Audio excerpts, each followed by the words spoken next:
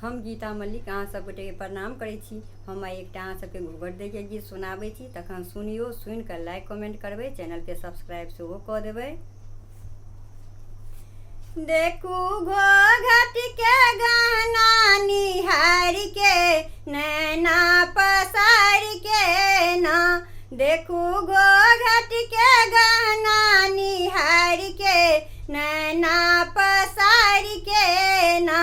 सोनरा बुझ लेलखिन अनारी, ठकलन समधी के परतारी।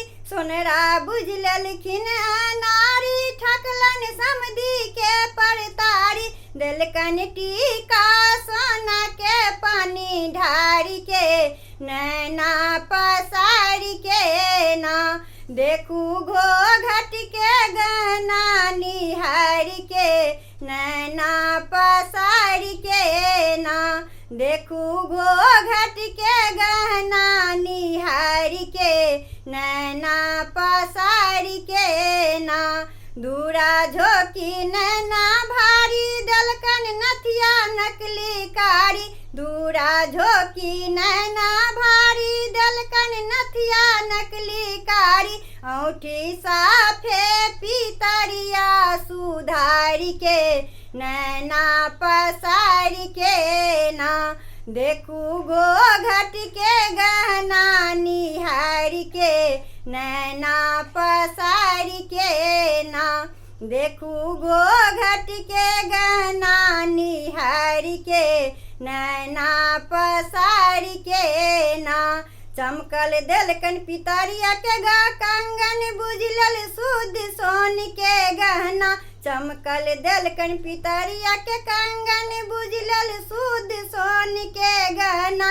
देखू डाला पर रखलन संभाल के नैना पसारी के ना, देखू घोघट के गहना निहारि के नैना पसारी के ना, देखू घोघट के गहना निहारि के नैना पसारी के ना।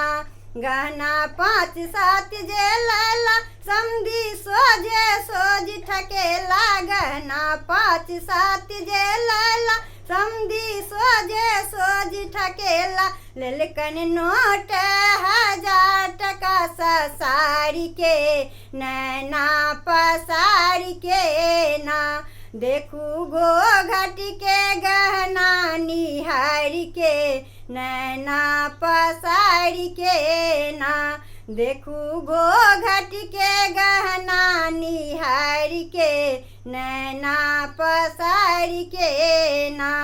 चांदी के गहना बेस अनुपा, सबटा टल्ला अथवा रूपा।